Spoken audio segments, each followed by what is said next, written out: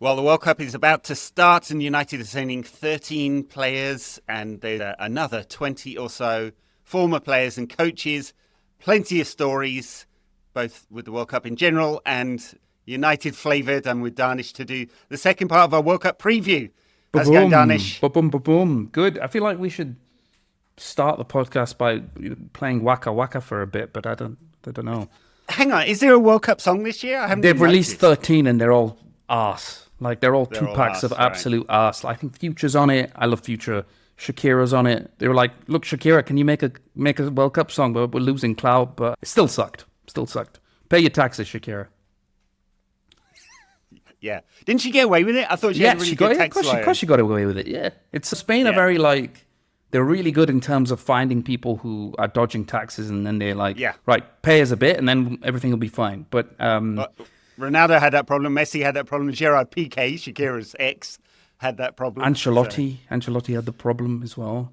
Yeah. Whereas in England, in theory, you can pay quite a high rate of tax. In practice, if you're a footballer, they all have shell companies, and they are very, very, very good at dodging, legally, I'm sure, dodging the tax. All right, World Cup. There's just too much World Cup to do a really in-depth preview about every team. Many matches, so many groups. We go to Group L, and that's how far we have to go. Like, Group L.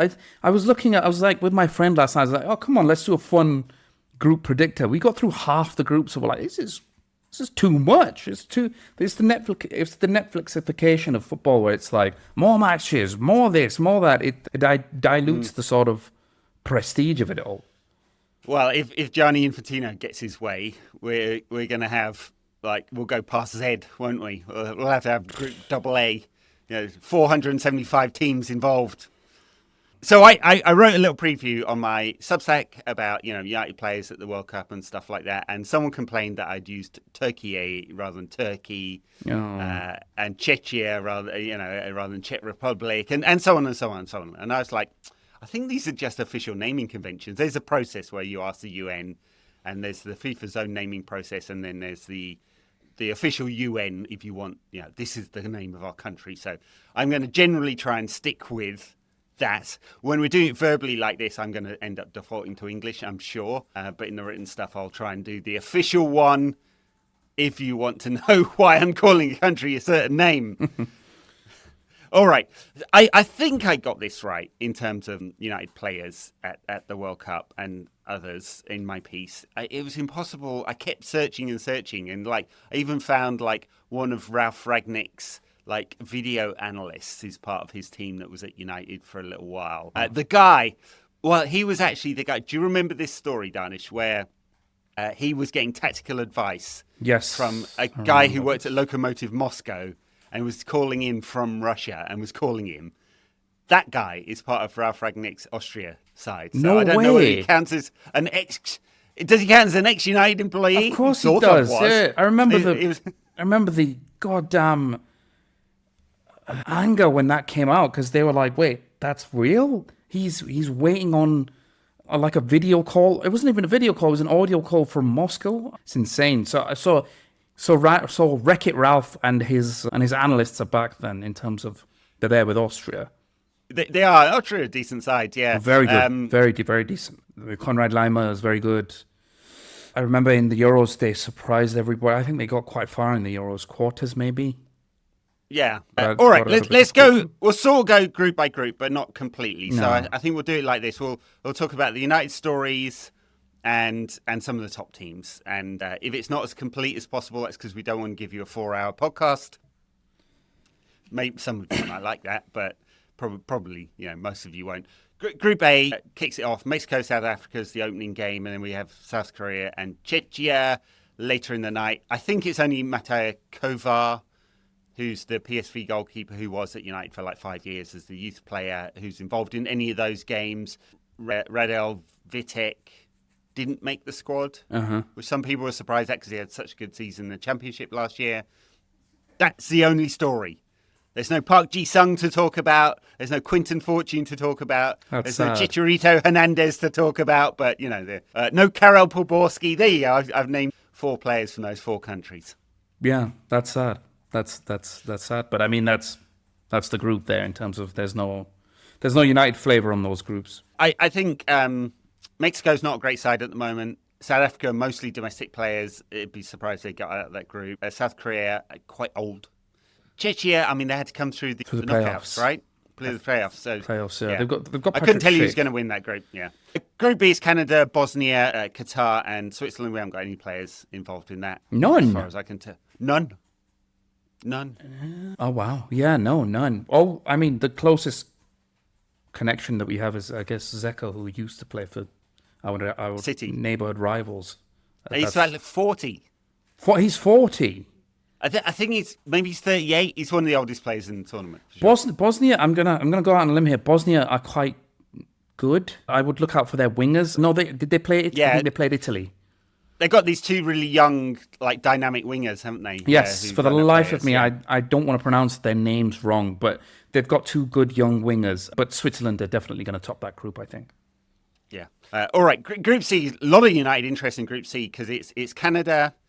Sorry, not Canada. Canada's in Group B. That was Group B. We'll see. Group C is Brazil, Morocco, Haiti, and Scotland. So Brazil, obviously, Casemiro, Ederson, and Cunha, all part of that squad. I mean, you expect Casemiro to definitely start because they're probably be the captain, I think. Cunha's an interesting one because if he plays off the left side, it's kind of where Vinny Jr. wants to play. So it depends whether they play with a real striker or not. They've done both under Ancelotti. And then Ederson is a late call-up, replacing Wesley, so you wouldn't expect he'll be in there all the time, but maybe he gets some minutes. At Morocco, you've got Mazraoui, and obviously Sofyan Amrabat is still part of that. Wow! The legend from the FA Cup final. He had a very good FA Cup final, and then he played a lot of games where he fell out of his own arse at left back. And then Scotland, Scott McTominay and Tyler Fletcher late call up because Billy Gilmore was injured. So a lot of stories here. Yeah, there's a lot of McTominay versus Casemiro in that game. That's going to be a top game. There's a lot of United flavour there. I'm looking forward to seeing how well Cunha plays because he's personally one of my picks for the tournament in terms of could be one of the best players of it because he can do it. He can do it all centre forward, but also drop back into central mid. Yeah, I mean that Morocco side, Brazil-Morocco is like the big one, I think, from these groups, right? So it would be interesting. Very good Morocco side. It's a very good Morocco side, but I feel like they're maybe getting a little bit too much. Oh, they're a very good Morocco side. I feel like they're getting a lot of Turkey treatment. Remember Turkey in the Euros, where people like they might definitely dark horses because they're not. They don't have. They've got some attacking vigor, but they've been playing. I think they'll play a mid block against Brazil. But really interested to see how Casemiro does in the heat in international football where things are a lot slower for him. I think Ederson will get minutes, by the way. I think Ederson will get minutes sort of when Brazil have maybe qualified for the first two matches or whatever. And then maybe the third and fourth we'll see if he gets any minutes. Have Brazil been playing Bruno Guimaraes and Casemiro in midfield? Yeah, that's generally been the two in midfield, and then they rotated around up front. They've got a lot of attacking players, a lot of firepower up front. But it's just the mix. Do they play with a real striker? In which case they may end up playing with a Brentford striker up front. Igor Thiago. He's not. Yeah. And then they've obviously got Vinny Jr., Martinelli, and Cunha, who all kind of like to play off the left. So it's the balance there. It's kind of interesting one. Yeah. How on earth was Martinelli picked? I'm sorry, but that's just... I know. I've watched so many Arsenal games this year.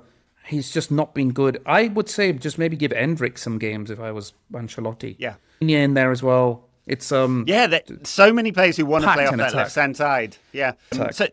So the balance is interesting. Endrick had a very good second half of the season on loan at Lyon, didn't he? He's made a bit of a comeback. Mazraoui, we'll see whether he plays he probably play at left back, won't he, from Morocco, because you've got Hakimi. That's what they did in the AFCON. And for Scotland, Scott McTominay, he's obviously, he's basically their main man. He scored effectively the goal that got them qualified, an overhead kick. Outrageous. Ballon d'Or score. Just give us... He had to give a slightly quieter second season at Napoli. Yes, he did. I mean, Napoli in general had a very quiet second season, but I can picture McTominay thundercunting a goal in against Brazil. Like I can really, really see that. That'd be great. What a great moment that would be. Yeah. I'm English. For those of you watching on YouTube, I got a replica 1982 shirt. I'm not really a big England fan I'm a fair weather England fan in that, when it gets to the tournaments, I kind of want them to win because I'm wrapped up in it. Generally speaking, like, I don't need to watch them all the time, but I will be like, what's the right way of putting it? I hope Scotland do well. And you're not supposed to say that as an Englishman, are you? But I hope they do well. I watched, I think I was covering 2 Scotland games before the World Cup, so I've seen them play. I do not have too many good things to say about them. I'm sorry, Scots. I'm really sorry. Look, anybody who's Scottish, I got a lot of Scottish friends out there. I love you all. They've got a lot of good players. McGinn, Scott McTominay, Billy Gilmore. But they, in terms of attack, and this was one of the games I was covering was against Japan, and they were so inferior. I can't tell whether they were knackered before the World Cup. They have like no threat in attack. Like their threat in attack is literally hoofball. And that's just surely, like, wouldn't you try and progress the ball where your strength is the middle of the pitch? Like, okay, fine, your centre backs they don't know how to pass it, but they can make a pass forward to McTominay and McGinn, and then you can see where you go from there. But they literally just don't have much firepower at all. I don't predict they'll score many goals. No, but the way the World Cup is with the amount of groups and so many third place teams going through, they really only just need to beat Haiti. Which they'll beat Haiti. Probably do it for them. Yeah. So they should get to the knockouts, finish third. If they get a draw against Morocco and beat Haiti, they're definitely through. Yes. The draw against Morocco is a tough one, and then the Brazil one is basically a free hit. Who do you think is going to be the star Man United player from this group? Let's do that. Oh. And who do you think is going to be the worst? And then who do you think is going to have a moment? In this group, I don't think Tyler Fletcher is going to get many minutes. Somebody was a late call up. They weren't thinking about him. So, honestly, like against Brazil, if they need to try and shut up shop, he wouldn't be he's the more defensive of the Fletcher brothers. He would not be a bad option at all. I'm looking forward to Matheus Cunha cutting inside, smashing one into the top corner. Yeah, in the way that he does. In the way that he does. All right, Group D. USA, Paraguay, Australia, and Turkey. I'm going to call them Turkey because I'm actually not quite sure. Turkey, yeah. I don't know.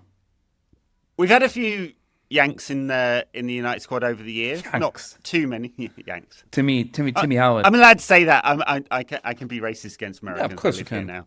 Yeah. Timmy Howard. We used to have. Tim Howard. Yeah. Trying to think of some more. Jonathan Spector.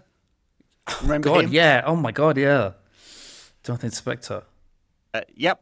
I had his phone number at long story. Phone him. Give him a bell now and ask him what he thinks of the... How are you doing? What do you reckon? What do you reckon of your group? It's not a good American side. I don't expect much out of this American side. No, one of the most interesting and best coaches, I would think. There's a lot Pochettino, yeah. There's a lot of weirdness around Pochettino where people actually aren't sure about how good he is, but no, he is a good coach. Pulisic gets a lot of press, but I think they're okay. America, so there's home advantage. Sorry, they'll get, I think, to round of 16 at the very least. Yeah, the Paraguay side, they actually finished quite high up in the group, didn't they? Yeah. In qualifying, so it seems like it's pretty good. Paraguay side, though, Julian Enciso got injured, so it's not clear that he'll be, and he's kind of one of their star players. Very weird stuff going on with him. It went from Brighton to Strasbourg, basically to Chelsea via Strasbourg. Australia, I have to say, looking at their squad, I haven't seen an Australian game, I think, since the last tournament. So why would you watch Australian Socceroos?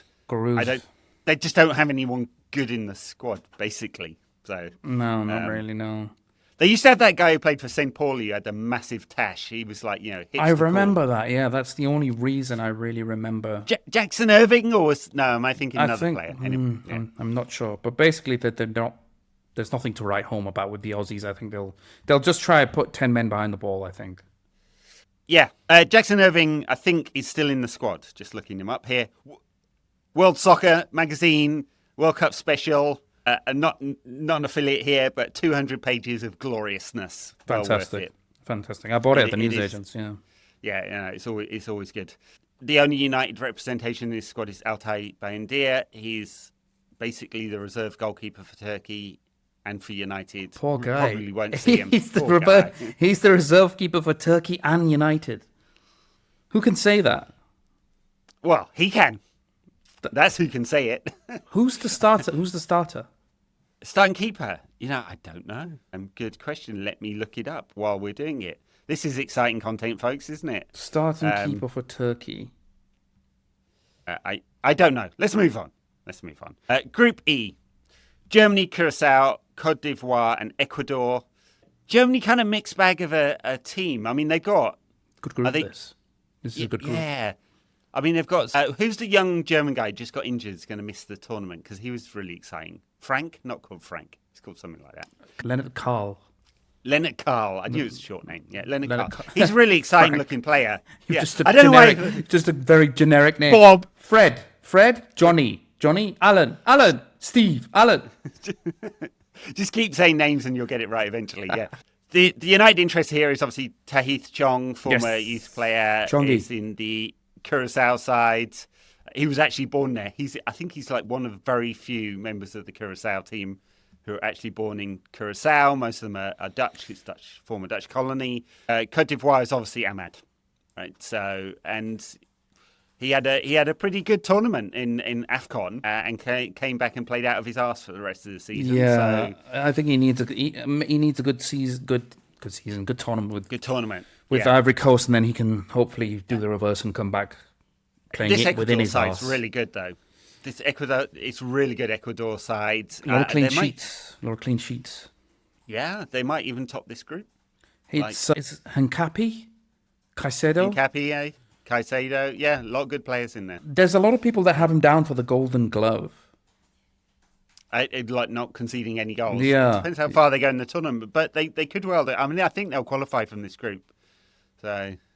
Yeah, I think them and maybe Germany, but this is a solid group. It is. I mean, everyone's going to beat Curacao, which gives them all 3 points. Smallest nation to ever make the World Cup. It's Dick Advocaat, by the way, for Curacao manager. Is it Curacao? Thank God I got it. Yeah, right. I think so. I think it's Curacao. Yeah, little island near Aruba. Interesting. Which is a little island near Venezuela. There. Yeah, well, it's just off the coast of South America. So. Yeah, I mean, with this group, Germany, obviously, one of the best coaches in the world, Nagelsmann, Wirtz, Musiala. Is he back fit again? I remember before they were talking about how good Musiala and Wirtz were playing together. I don't think they've picked Rudiger.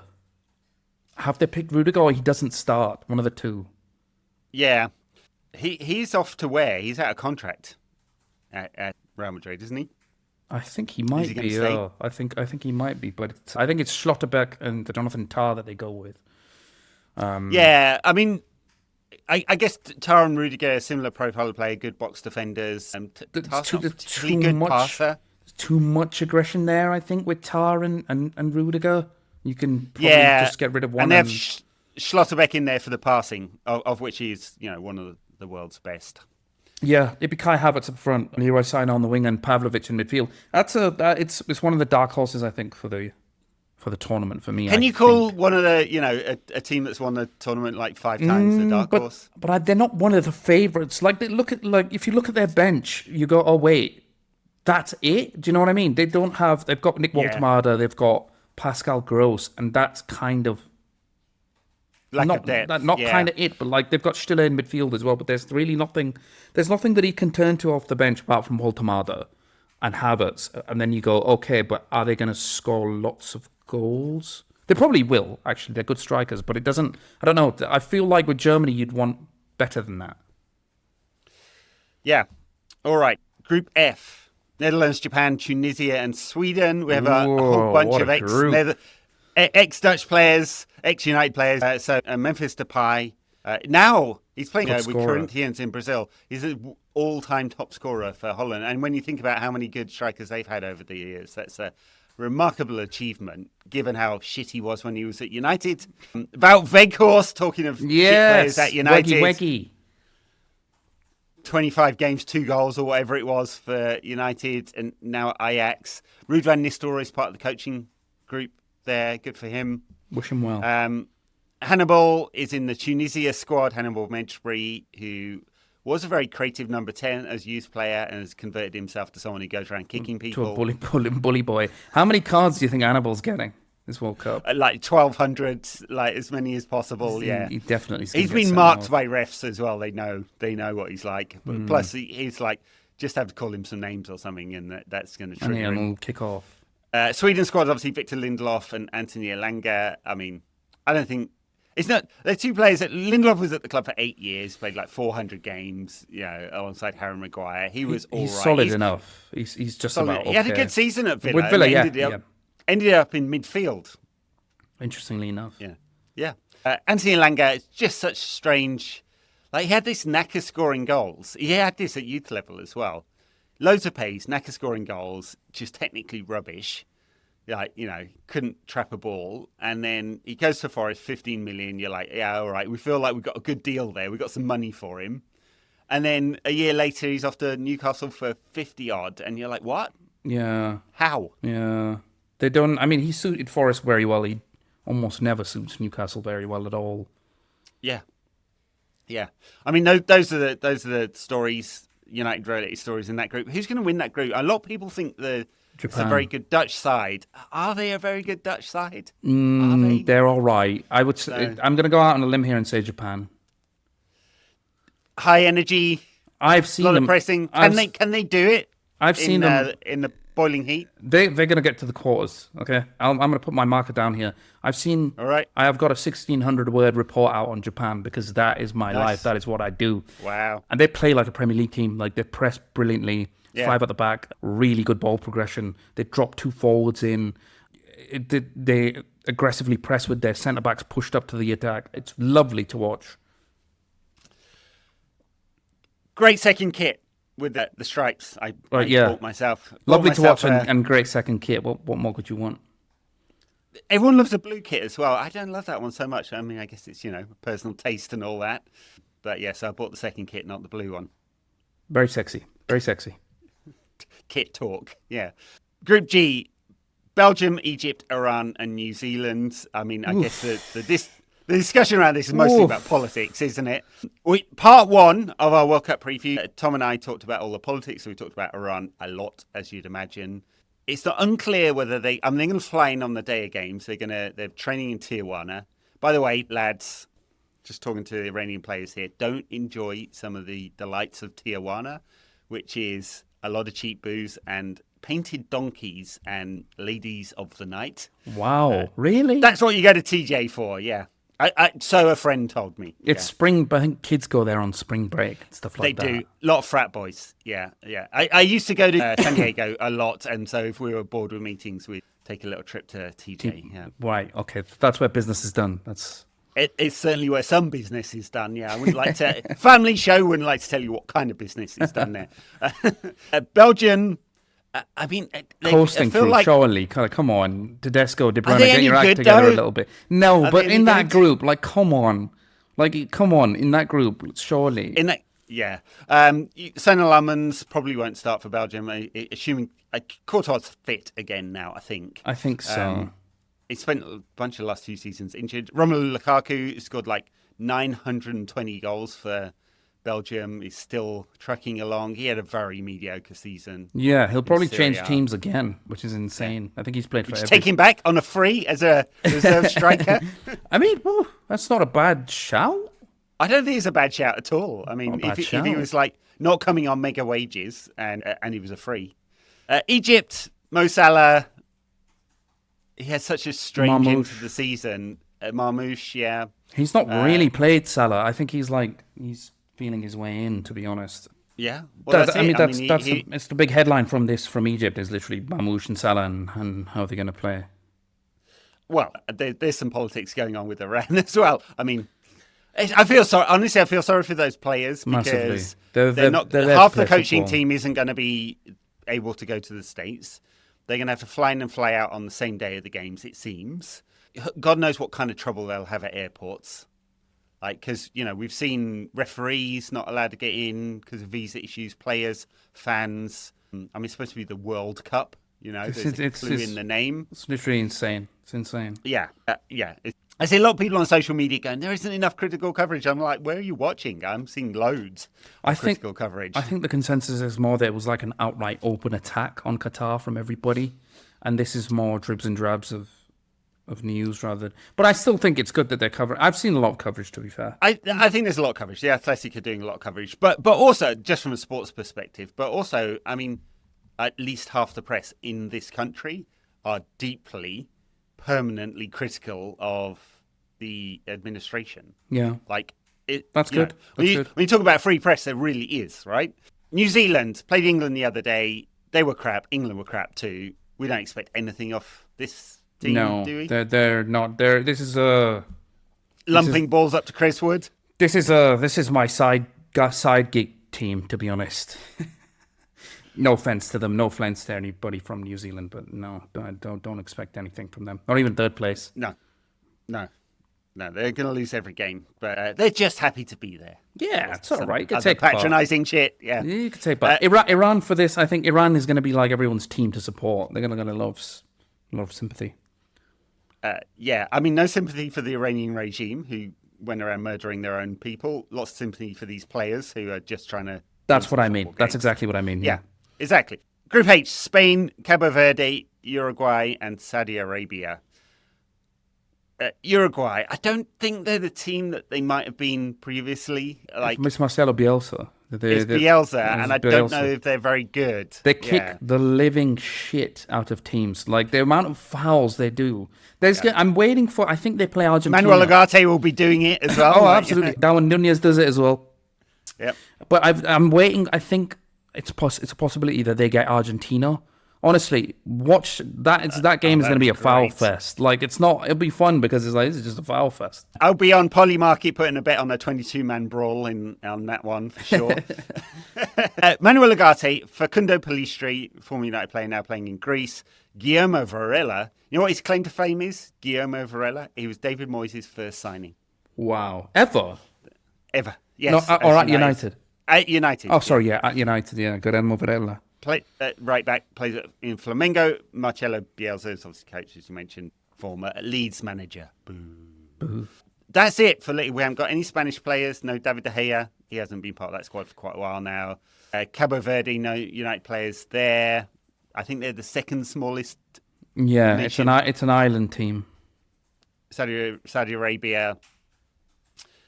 I don't know. They were pretty good at the last World Cup. Actually, they beat Argentina in their first game, didn't they? It's incredible, yeah. Correctly, yeah. So Group I. Go on, sorry. Group Go ahead. I. Spain. Actually, we should stop on Spain. Are they the favourites or are France the favourites? I mean, France are favourites. But Spain are this is a very technical side. Yeah, but I don't. The heat in this heat, they don't play in the heat. But then France don't either, so I don't know. Half of Spain in the summer is boiling bloody hot. It's boiling bloody hot, but they play night games, right? They play games that finish at like 10, and it's cooler by then. I think one of the South American teams will be all right because they're used to playing international games in boiling heat where altitude is like really low as well. But just going back to Saudi Arabia, that was like that was one of the best upsets ever of the world. I feel like a lot of those teams will give us moments where it's like, oh, thanks for coming, thanks for giving us that moment, but be on your but they'll leave. Do you know what I mean? I think we'll get an upset or two. Yeah, Spain are going to go far just because the depth of quality in their squad. I mean, it's just like every single position basically. Although, do they have a strike? Who's the striker for Spain these days? Do they have one? Oyarzabal? Oh, Oyarzabal's going to play up front, is he? Mikel Oyarzabal, but they've got Nico Williams, Lamine Yamal, and Pedri. As long as they keep Lamal fit. I mean, obviously you got that. I don't think he's going to play the first season. I don't think he's going to play the first two games actually. Right. Ferran Torres on the wing, I guess, as well. But yeah, you're right. Yeah. Ferran, he's all right, but the wingers are lacking a bit. I think midfield is absolutely brilliant. Rodri, Fabian Ruiz. All right, let's talk about Group I. It's France, Senegal, Norway, and Iraq. I mean, France, I guess everyone's favourites just because of the incredible strength and depth that they've got. Mbappe, who spent the back end of the season not playing, he wasn't fit, getting booed by his own fans. Yeah. Doué, Dembele, Michael Olise, Ryan Cherki. Just incredible attacking talent. Midfield. Who are they going to start with in midfield? Is it going to be Kante and Tchouameni? Rabiot and Tchouameni? Rabiot and Tchouameni. Rabiot, it's weird. He is like that one player where it's like, you're not that good, but we're going to have you anyway. But he's been all right for Milan. He's all right. He's all right. It's just you'd think they'd have somebody sexier there. You know what I mean? They got Manu Kone, plays at Roba. I mean, I think he's a good player. I don't know. I think he's a good player. He's not. Yeah. His passing is really like I can only pass in a straight line forward like 5 yards, 10 yards, not by that much. But I think it'll be Rabiot, Tchouameni, and then Saliba, Meccano, and Theo Hernandez. I can't remember the other fullback. Luca Digne gets games here and there. He loves playing centre backs at fullback, doesn't he? But I think it'll be Koundé at right back. Yeah, if you remember France in the Euros, they were abysmal. They were abysmally bad and had loads of talent. Still couldn't score many goals at all. But they are nailed on favourites in terms of they're nailed on favourites because like this is like people are looking at what names they have in the team and go, oh, that looks good. Like we don't know how it will be. Deschamps also knows how to win tournaments and get deep into tournaments. So. He definitely does. Yeah, 2022 finalist and a winner in 2018. Yeah. I mean, if he wants to go more attacking, there's Malo Gusto, who he can play at right back as well. I forget who else. Oh, Lacroix made the squad, didn't he? Yeah, who are they going to play up front? Are they going to play Dembele through the middle? Mateta through the middle? Last night he played Mbappe through the middle. Played Mbappe through the middle. Because Michael Olise off the right, and then who off the left? Doué. I think Doué, but then Dembele and Cam. See, there you go. They can. I mean, the thing is that in a game where in a tournament where you got to win 8 games and it's going to be played in boiling heat, subs are really going to matter and rotation is going to matter, and they got so much. They've got so much attacking depth. It's just in terms of can he unlock it, because it takes him a little while to unlock it. They won a lot of group stage games 1-0, and then as the tournament goes on, it's not really a team where you see him use all the attacking breadth that he has. It's more a team of like, no, you stay there, and we've got enough players to eventually score and win games. It's a tough Norway, group, realise. Really tough group, yeah. I mean, because Morocco on a bad side here. The story here, the United story, is Zidane Iqbal, first British-born South Asian player to ever play for the club. Made that sub-appearance. Didn't make it at United, but they sold him to Utrecht for $1 million and a sell-on fee. I think that was a Ten Hag move, right? I think that was the Ten Hag. But I think the Ten Hag move was I'm gonna just send him to Holland, because Ten Hag he just loved sending players to Holland. He sent Sancho to Holland and Sancho to Holland as well. Well, he sent Sancho to the clinic, I think. But if the clinic was in Holland, is what I'm saying. Yeah. You know what I mean? We'll see how Iraq do. I mean, they qualified well. Lenny Moulenstein, former assistant manager under Alex Ferguson, is the assistant to Graham Arnold, the Australian coach who's coaching Iraq. Some amazing stories, actually. Moulenstein and Arnold have both done interviews about, playing football in that part of the world and managing there and, not getting players available and stuff like that. Norway, kind of interesting because they might well play Haaland and Sorloth up front. They play very direct to those two, two massive guys, 4-4-2, old school. It sounds like I'm it's Norway who knocked England out in 1994, and they were but they really do play like this sometimes. But they do have some quality as well. Odegaard, obviously the Oscar team, Bob. Bruno, Oscar Bob, yeah. Senegal, a kind of interesting one because you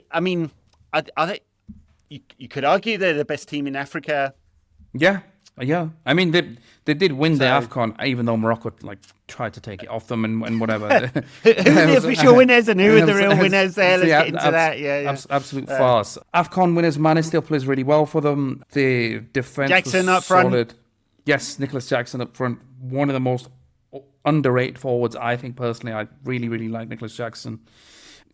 I think they'll give that group more of a scare than what people are realising, I feel, as well. Yeah, going to be really interesting. A lot of tough games there. I guess you'd say France, Senegal, Norway, Iraq in that order, but it's really hard to actually predict that, I think. Yeah, I mean, they've got Idrissa Gana. Is this, that's Guay? It's not Gana Idrissa Gana Gay. Sorry, I hope I said that right. Pape Matsar, Eliman Ndiaye at the back. They've got some very good Nikite as well. I think they'll go far, actually, looking at that. I think they could come second and Norway come third, perhaps. Yeah, and it'll just all shake out between them, how many points each of them get. I mean, 3 probably gets you through, right? So Group J, Argentina, Algeria, Austria, and Jordan. We obviously have Lisandro Martínez in the Argentina squad. Might not start. I mean, amazingly, they still play Nicolas Otamendi, who's like 900 years old. I don't think Martínez played many games in the World Cup when they won it, though. No, he didn't. I think it's he going to be played Romero 2. and Otamendi that are going to start at the back. Yeah. I think, soon to be Man United player, Cristiano Romero. Yeah, I'm not sure that. I don't No. Don't take that to gospel. Don't start quoting me and stuff Can like that. you imagine if we started Martinez and Romero at the back, like, the odds of a red card and kicking the shit out of somebody would be very high. We'd progress the ball really well. We'd progress the ball fantastically well. Yeah, but no, it's kneecap people, literally. Austria, obviously managed by Ralf Rangnick. Wreck-It Ralph, yeah. Wreck-It Ralph. It really did. Marcel Sabitzer's in the squad. He had that slightly odd loan spell at United as well. Forget about that. There's a lot of Ten Hag sprinkled around the World Cup, isn't there? A lot of his arms are outstretching everywhere. But no, I mean, I think we briefly kind of covered Austria towards the start of the podcast. Algeria, very good. Not the best Algeria side. I mean, no, Riyad Mahrez. Yeah. Austria, I mean, like, the Tacticos still love them, right? They're really, really good. Really good. Jordan, sorry, I haven't seen the less we say, the better. Honestly, I don't know. I don't. I'm sorry. It's the United podcast. We're not trying to be comprehensive here. Group K, loads of United interest. Portugal, DR Congo, Uzbekistan, and Colombia. Obviously, Portugal got Bruno Fernandes, Diogo Dalot, and Cristiano Ronaldo. Cristiano Ronaldo, his lesser-known brother, and also Cristiano. Portugal, I mean, amazing midfield, right? Bruno ahead of João Neves and Vitinha, Bernardo Silva. Can they score goals? Are they going to do the right thing for themselves and not play Cristiano Ronaldo? No, they won't. This is the most fascinating story of the tournament for me. It's like a superstar or GOAT, one of the GOATs, trying to salvage his last bit of stardust, but doesn't realize he's the problem himself, and nobody else around him wants to tell him. That's true 4 years ago as well. But it's like it's getting towards the end of his career where it's like people are starting to not forget how amazing he was, because he was absolutely amazing, probably the best finisher of all time. Nobody should ever compete anywhere near Lionel Messi. Nobody should be even in the conversation, and you can still have a debate or a conversation about it. But it's like, you are at the end now, but because all of them in that Portuguese team are like, no, I grew up watching this guy on TV. I'm not going to say anything to him, and why would you? He's the diva of that team. Who's going to play up front though? So you got Ronaldo's going to play up front. Is he going to be Leao? Maybe, but he's Leao banned and Neto. Game. Leao's banned from the first game. He punched somebody. Great stuff. Good lad. He's going to leave Milan this summer. I think likely, yeah. The thing, I think he's the Portuguese Marcus Rashford in that he can be brilliant going forward. He does absolutely fuck all defending. Just none at all. And I think he may even rank worse than Rashford for defending. And Rashford is like bottom of all the pressing metrics, so. I think he should have left Milan 2 years ago when he should have left Milan 2 years ago. When he was absolutely fantastic and one of the best dribblers in the world. But no, it might be Gonçalo Ramos as well from PSG. And he barely plays at PSG, but he's a better player than that, Yeah, but like, because you don't see him that much, you're like, wait, are you good? I don't remember. So you're not going to play that much for Portugal either, because Ronaldo won't play. Yeah, but he's a good one off the bench. Diogo Costa in goal. I don't think he's as good as goalkeeper as he was often made out. Will it be Dalot or Cancelo at right back? Might be neither. Might be Semedo. No, it might be Matheus Cunha. Matheus Cunha, midfielder turned right back by Pep. And it might be the who? Sorry, forgive me for saying the Diaz and Inicio. Who played as the fullback against Saka in the final? Nuno Mendes. That's it. But on the left hand side, yeah. Nuno right. Mendes, okay. Nuno Mendes, Nunez, Diaz, Ruben Diaz. That is, and then next to him, Inicio. Right. Okay. Yeah. Okay. DR Congo, Aaron Wan-Bissaka. And go on, Axel, AWB. I know. He's probably looking for another club now. I don't suppose he wants to play in the Championship. Axel Tuanzebe scored the goal that qualified them. And Amazing story of Tunesebe. I mean, remember when he took in Kylian Mbappe, he pocketed Kylian Absolutely Mbappe? pocketed him. Like, absolutely Like, I don't think I've seen a defender pocket Mbappe like that. And then he just disappeared, so... And then he just stamped all over his ego. Mbappe's never recovered from that. He just got injured all the time. He spent his entire career injured. I mean, he Ipswich, he might still be at Ipswich. Didn't play many games last season either. It's just a difficult career, but he had that moment, qualified from the World Cup, and he's going to a World Cup. So good for him, and good for Aaron Wan-Bissaka. I hope they get something from there. You know, he's a good player, Aaron Wan-Bissaka. It's such a strange player because he was a former winger converted to fullback who couldn't attack but could defend. It doesn't make any sense at all. Yeah, they're playing a friendly as we speak right now. By the way, they're playing against Chile. So, if you want to know more, I will be rooting for DR Congo. Go on, lads. I want Aaron Wan-Bissaka to lay one on Cristiano Ronaldo. Yeah, that'd be fantastic to watch. He'll probably slide tackle Bruno as well at some point, and Bruno will get up and don't do that and start admonishing. Yeah, please don't do that. I think I'd love to see Bruno have a fantastic World Cup, like just Fernandes There's like a real romance between United fans and Fernandes. Scored a cracking goal the other night. Yeah, and did you see that pass he made where he's in the sort of left-hand channel? Outside of the foot, 40 yards typical. Into Cristiano Ronaldo. Literally typical. Brilliant. All right, final group. Group L. England. Come on, England. I think this is the... Croatia, Ghana and Panama. Honestly, England should walk this group. They should. This is not the same Croatia group of old that they've had in the last World Cup? I feel like they always get Panama. They played Panama before. They played Ghana in the last World Cup, beat them 3-0. I think that was a knockout round, though, wasn't it? I think it was around 16. Yes, they played Croatia like 900 times in World Cups, including a semi-final. It's not the Croatia of old. No, they're all... I mean, it's not a great Ghana side. They are old now. That Croatia of old, they got old, and this is it's still going. It's a brand new. It's a Croatia team that's basically over the hill. But in terms of England, I can't remember. Well, no, I can remember. It feels like Southgate brought the vibes back, and Tuchel has brought the stinkiness back. A little bit. There's not that many people I know that are hyped about this. There's not that many people that are excited about England. It feels like it goes in a cycle, right? Of like, we're really, really bad. And then this whole Southgate thing, because there was so much happiness around that, feels like it's gone back to bad vibes now. It's interesting because some of the reporting around this is that Tuchel picked the squad he picked because he was thinking of, the vibes and not just the tactical side of things. But, there's the question marks are left back, there isn't one, right? Jed Spence. They can play Jed Spence there, who's right-footed. So. Right-footed. He's got. Is he that good? Well, Reece James is it? Reece James will start at right back. I think he's a really high-quality player personally, and I'd always have him in a team. If you were picking Trent or Reece James, I'd have Reece James because he's the more complete player. Even though it's kind of surprising, in a sense that Alexander-Arnold isn't going, because if you wanted to bring... It's definitely surprising. Mick, just take him anywhere. I don't care if you hate him.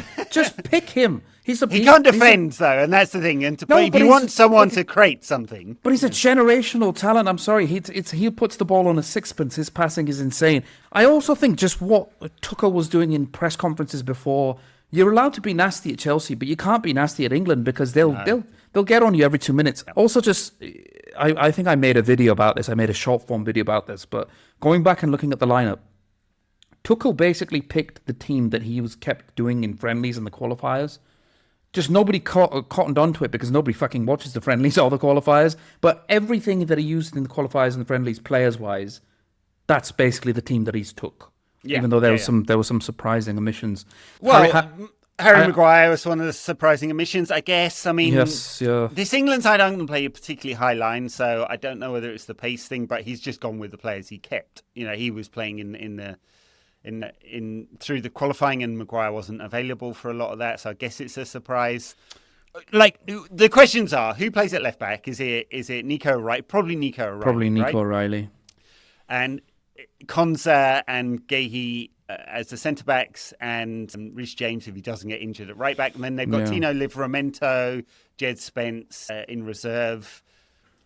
I guess Jarrell Kwanzaa is the kind of reserve centre back, He's- and John Stones. Which John is Stones start insane. over. But he's played 4 games. He played 4 games right at the start of the know. season, then didn't play.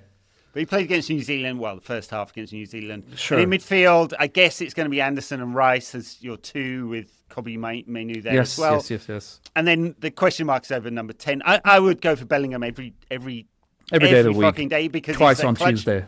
Exactly. He's a clutch player who can he makes tackles, he runs around the pitch, he gets into goal scoring positions, he can finish, and he can create.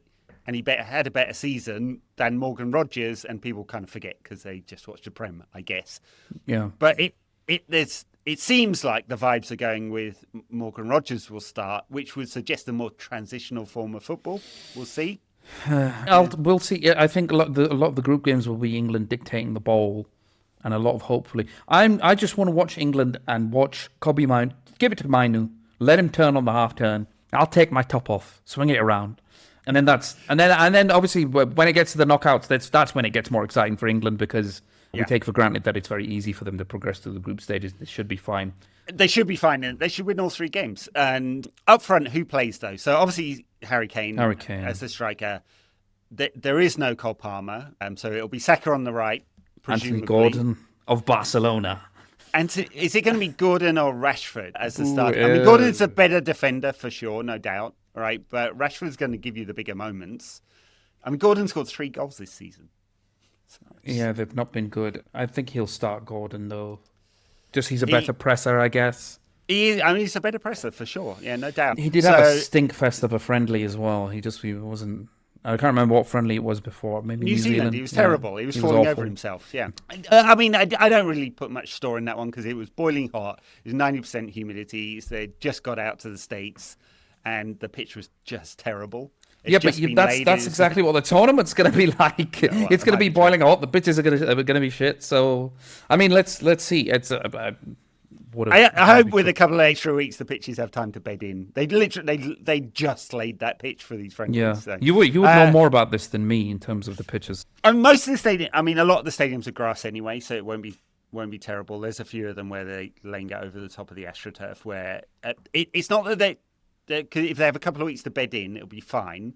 It's just they're not deep roots, and so the ball doesn't bounce properly, and you get a lot of injuries. Right. And just also in this group, Mr. Carlos Queiroz, Ghana manager. Yes. Amazing stuff. Yeah. Yeah. He's took many teams to the international tournaments before. Had a big... Formerly Iran manager, wasn't he? Yeah. Had a big helping hand in winning the Champions League for Man United as an assistant coach. Had that big tiff with Roy Keane. Gary Neville thought that he was a brilliant tactician. Fergie has spoken very highly of him. So Yeah. That's it. Are England going to win the World Cup? No. No. They're not. No. It's funny that I saw a couple of pieces which basically read exactly the same, which is, Tuchel has been like telling his bosses at the FA not to expect too much. Huh? I was like, what? But you signed on for this. That's the only reason they got you. And he signed an extra contract as well. I mean, the conditions are not typically those you'd expect England players to do well, where it's boiling hot, and I don't think they've ever done well in a South American World Cup. No, I will say Tuchel was bought because he is, to me, one of the best managers in the world at tournament football. Like, if you look at his Champions League record is fantastic. Got to a final with PSG, won it with Chelsea, went very far with Bayern Munich. He always did really, really well in Champions League games. But I don't know, because in Champions League games there's 2 legs as well, and I don't ever feel like he got very far because of in-game changes he made in one match. It was very much over 2 legs. Over the piece. It's the surprises for me were no left back, so not taking Lewis Hall, because there surely will be times when you want a bit of width. There's no left-footed attackers apart from Saka, and he's going to play on the right. Cole Palmer, not had a good season, but he's that kind of clutch player that can come up. Take him for 15 minutes off the bench. He comes up with goals. He scored that goal in the Euros last final. World Cup in the Euros. Yeah, so that's a bit of a surprise. Midfield, there's just not a lot of depth there. Central midfield, so. And Anderson, Rice, Mainoo, and then it's fucking Jordan Henderson. Yeah. He likes apparently he's good in the. He's like a Scott Carson. He's like we have Tom Heaton, right? I mean, it was like great. He's a mascot. He's great. He's a leader. He's my mate. I'll bring him over. I play PlayStation with him all. But if England going to win this World Cup, Rice are going to have to play like every single game. I don't know. It doesn't seem like unless they play Bellingham in central midfield, which they could do. Like, yes, and they also probably. I mean, Harry Kane is the best version I've seen of him. You'll see him very deep and stuff like that. So I hope that somebody substitutes for him when he goes deep and occupies the striker position. But I don't know. It's just when the vibes are bad with England, it makes a difference. I'm sorry, it does. It's a little bit like Man United or Real Madrid, where it's like you can't just. It's not just the tactics. You have to take care of the whole drama stuff. And at the minute, it's just I don't know, bad vibes all round. Well, we'll see. Maybe they'll surprise us. All right, I think that's it for part 2 of the World Cup preview. Go on then. Pick who's going to win the World Cup. Japan. no chance. It'd be a great story. Japan are winning the World Cup. No. We've got him on record. No, if you want my honest pick, I'll stick with Japan. Wow. I'm going to pick France. I know it's really boring. Even if the heat is a factor, it's going to be a factor for everyone. This Brazil squad are not good enough. The Argentina squad are 4 years on. Basically, who have they added? Nico Paz. I'd be surprised. With them. Spain are brilliant without a central striker. I mean, maybe they don't need one. If you call Oyarzabal a striker, he's not really. I think they have enough games to wait for Yamal to get fit, though. Like genuinely, he's probably the most informed coming into this. You mentioned Argentina; it is just Messi and friends. Like they are just. All the interviews are like, no, we want Messi to get another World Cup. Almost like they want to win it more for him than themselves. Yeah, I mean, he is obviously a national hero. Once upon a time, kids, he wasn't. He was brilliant at Barcelona, and they were a bit suspicious about him with the national team, but they've had a few Copa America and World Cup since then. So yeah, we'll see. I mean, he kills it in the MLS. MLS is championship standard. I mean, it's really bad.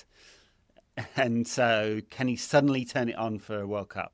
Probably. I mean, of course he can, because he's Messi, but he's 39 years old or whatever it is now as well. I think Portugal should be more favourites. They should be, but they've got to get out of their own way. Yeah, they got to get out of their own homeland ahead. But yeah, I mean, if you want a serious pick, I'll go with Portugal. But Japan and Portugal, I've got 2 there. All right, very good. Hedging your bets with teams that are never going to win the World Cup, but good for you.